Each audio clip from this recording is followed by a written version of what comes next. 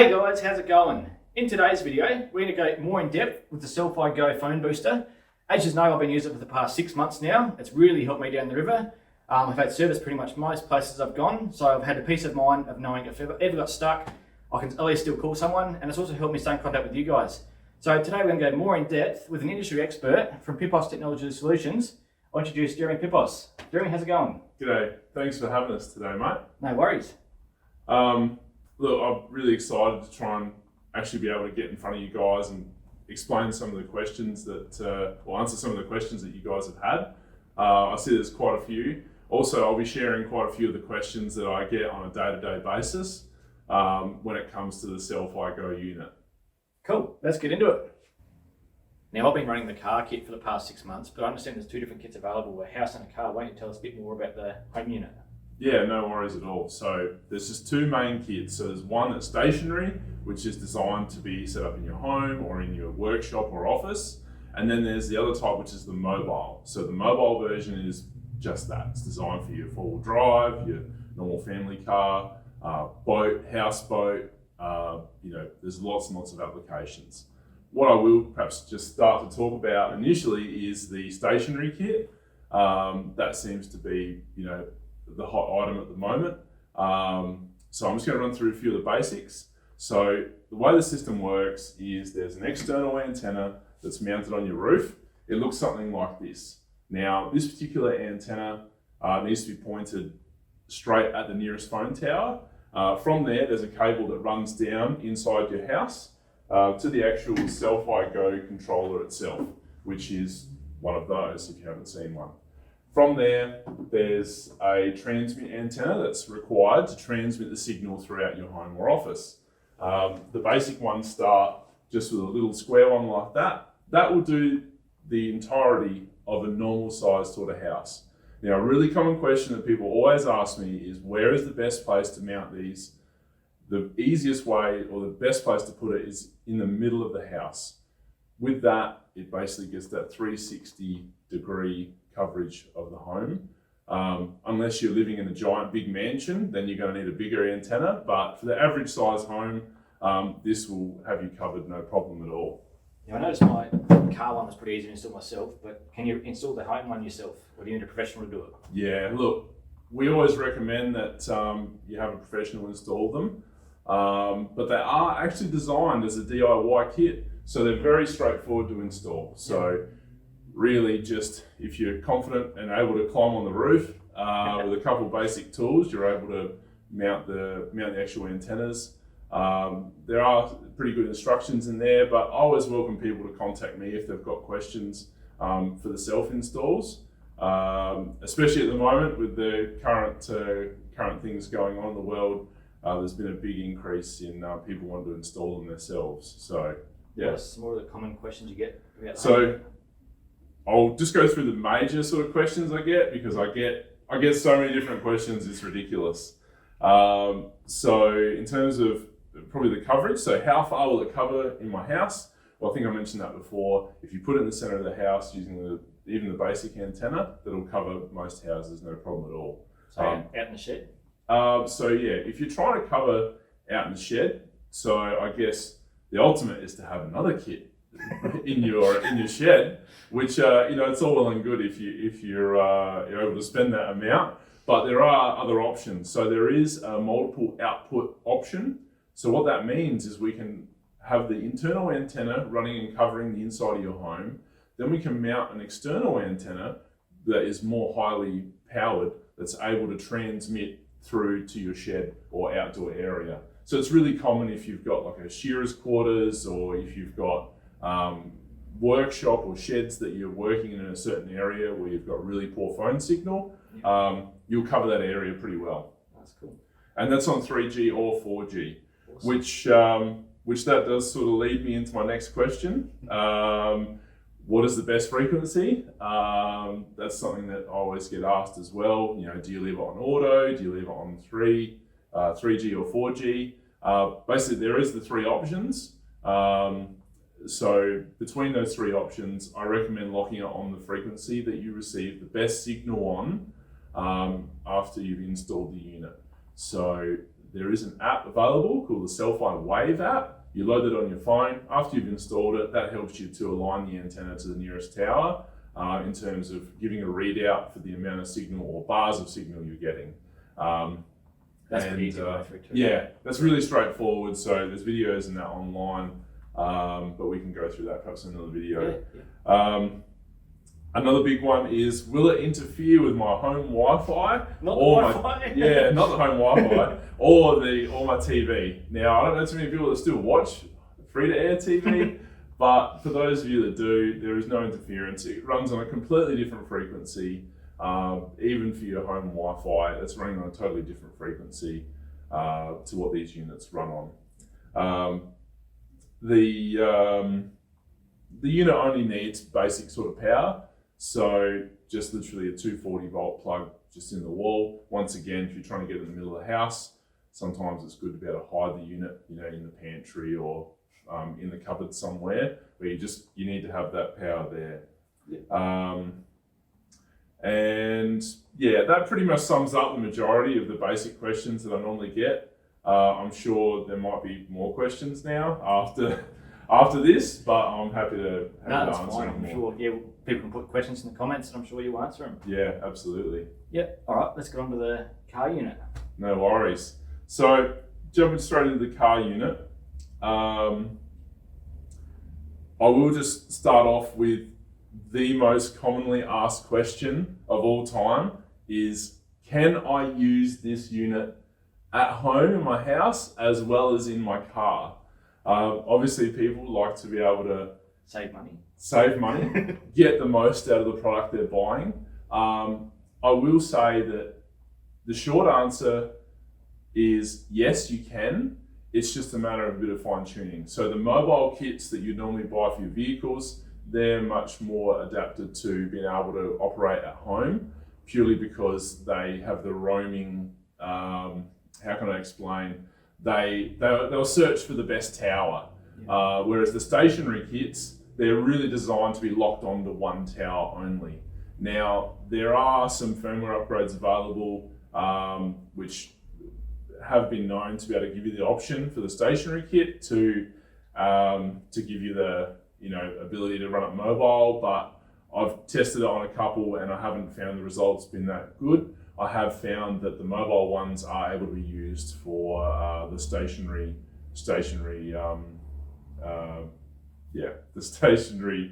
application.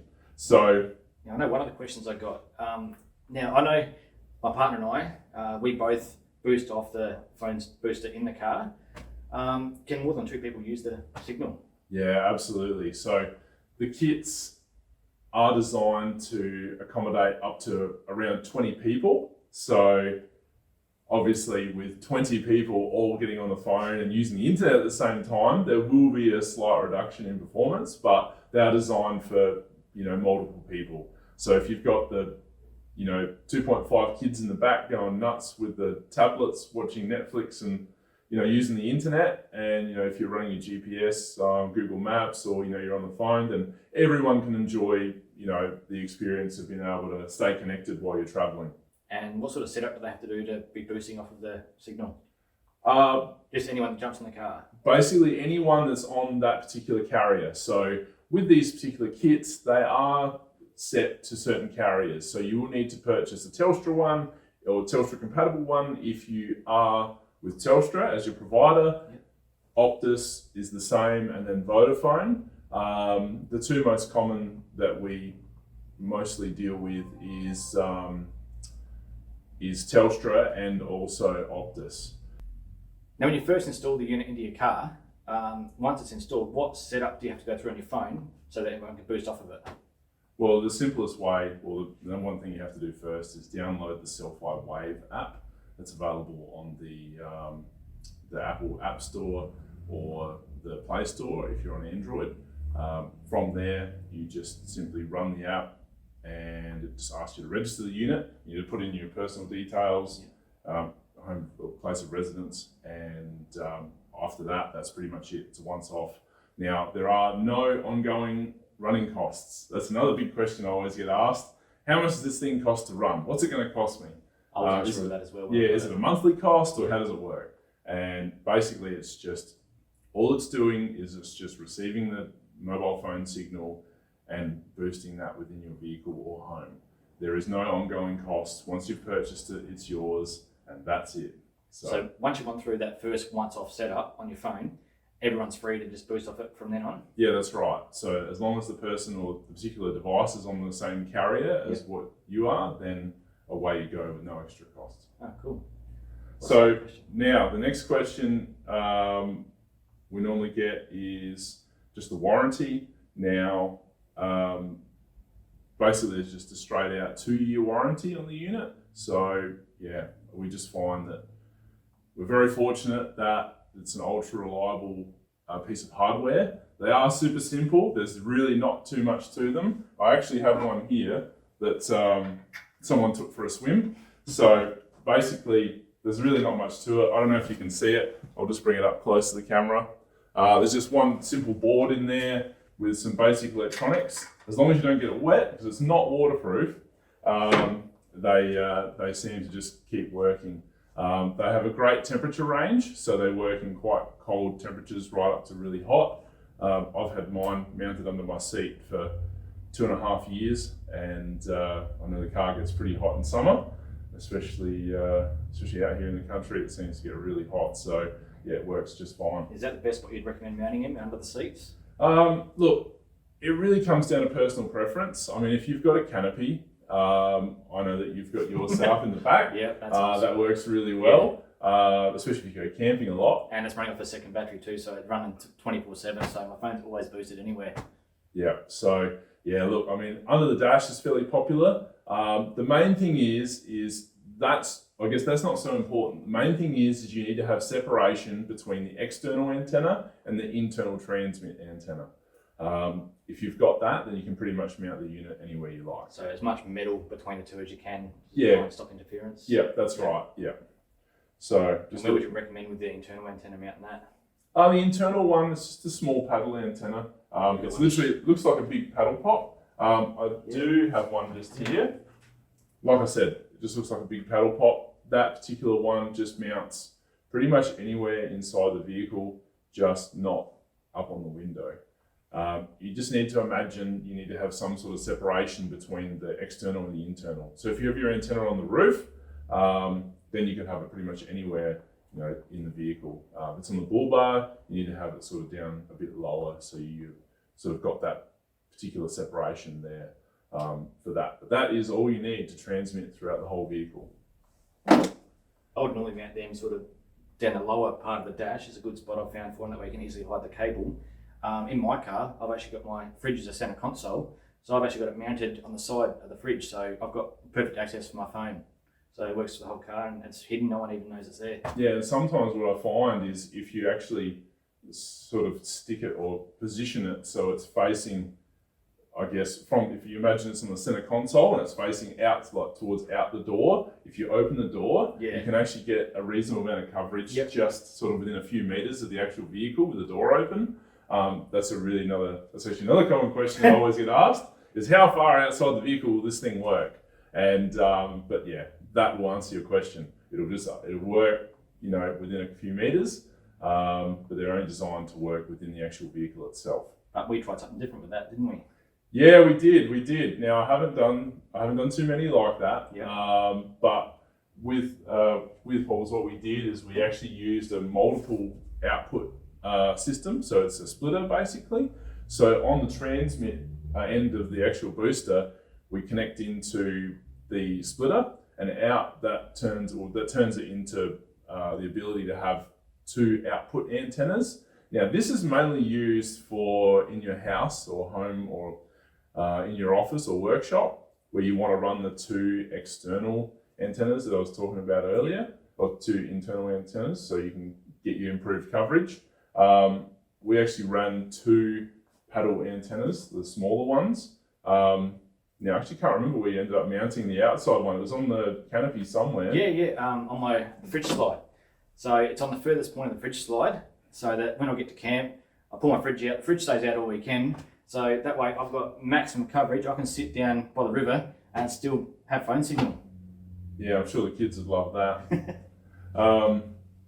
So yeah, that actually leads me on to the next question, which is the power usage. So I don't really get asked this a lot when it comes to the building-based ones, but more for the four-wheel drive guys. That was one of my first questions I had. I was a bit worried about that. Yeah. You know, how much power does this thing draw? Is it going to run my batteries flat? All that sort of thing. So on standby, just sitting there, not boosting. So if you park in the middle of town, it's only going to be drawing around sort of 1 amp. Now, once you go out further from the phone tower and it starts to boost, at full draw, you're looking at around 2.3, 2.4 amps total draw. So still less than most fridges. Yeah, well under the majority of the fridges. I don't know too many fridges that draw any less than that. Yeah. But that's pretty much it. So it's great if you want to run it 24/7, especially if I know that you've got the solar set up. So we were just talking about that before. I'm very envious. Unfortunately, I can't run that on my vehicle. I don't have the facility for it. It gives a good option, especially when you set up camping for the weekend. Definitely. I'm just having a look. What about the external antenna? Yeah, so the external antennas, the most common one that we normally do is the GME. Now, I think you've spoken about that on your channel before. Yep. But basically, it is just the traditional sort of broomstick style. So this is the 1200mm GME antenna. These have been really great, really robust. One tough antenna, that's for sure. They seem to give the best all-round performance, especially if you're doing a lot of remote travel.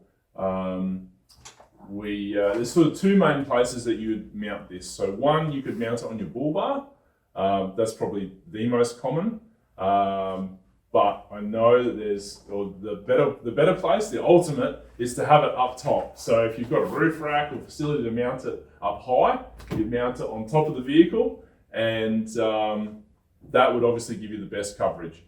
Elevation is key. So the higher you can get this antenna, or the external antenna, the better it's going to be. But that obviously leads you to having issues with clearance and when you're trying to run around in the city or trying to get in car parks. That's what I was worried about. So we got one of these swivel mounts from GME as well. So now during the week, I can leave my antenna folded down around the city so I can get in the car parks and drive-throughs and everything else. Although a few times I have forgotten and haven't had it down, I've hit a few doors.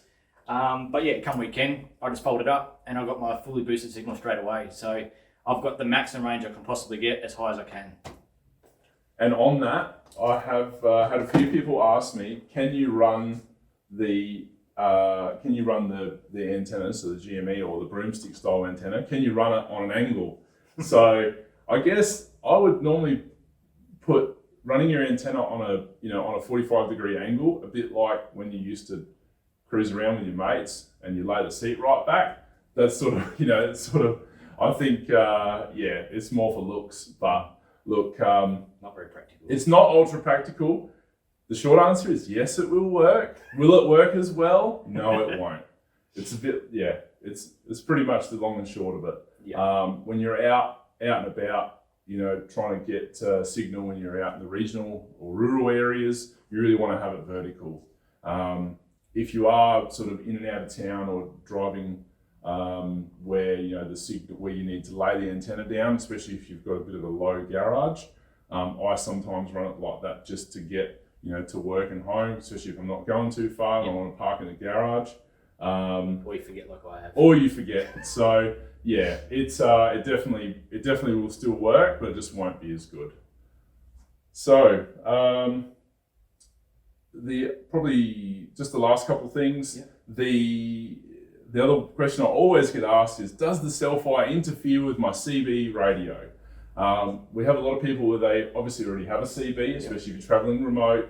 I know it's massive in the four-wheel drive Most scene. people have them now, yeah. You got to have a CB, far out. So basically, you can run it. I normally recommend within about 300mm, just far enough apart so the antennas don't hit each other when you're going down those corrugations or real rough, that real rough sort of stuff. Through the mountains or all that sort of thing. So that's pretty much a general rule with any antennas, isn't it? You're 300mm. Yeah, that's it. So if you can maintain that, then it's totally fine. We haven't had any instances where it has actually interfered. Yeah. And yeah, so the final one is some of the kits that they come with. So basically, with the vehicle kits, there's really three main types. So we have the GME antenna, so the big broomstick antenna that I've just shown you. We also have the next step down, which is this little magnetic antenna. Now, it doesn't look very big, but you would be amazed at how well this little antenna actually works. I would say that it's not as good as what the GME is, because that's just the ultimate.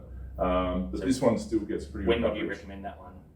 I'd definitely recommend this when you've got just a normal sort of vehicle. So if you don't have a bull bar or facilities to be able to mount Yeah. those big broomstick antennas, if you're in the city a lot, or if you're just a daily driver, the last thing you want to do is be folding that antenna down or unscrewing it off the bull bar all the time. Yeah. So yeah, these definitely seem to get some great coverage. The main reason they actually work so well is because they use the flat plane of your roof as part of the reflective process of the actual antenna to receive signal. So think of it like a big sail that's capturing the wind. It's sort of similar to how it captures the phone signal. It's a good idea. And then the phone one, the last one, or the final antenna that we normally sell, this is just basically the one that comes with it. So it's really only, I think it's got 3 dBi or 2 dBi. It's really, really small.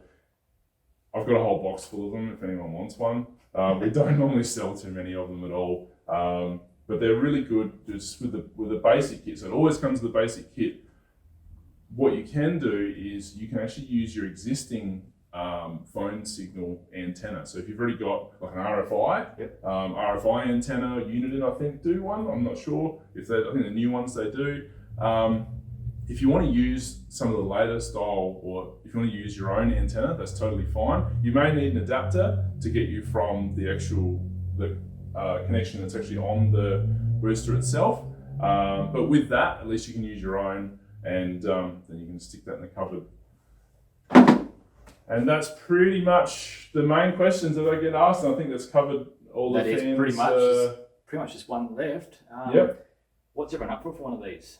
Okay, so the basic kit's sort of starting around the 870 basic kit, just for that's that really small antenna. The next one up, you're looking around the 970, 980, and then for the GME, that price is you're looking around the 1180, 1190, around that sort of price. Now you will find the prices have just recently changed, just purely because of the dropping Aussie dollar. Everyone's in the same boat, so if you jump on our website, you will be able to see the latest pricing on there.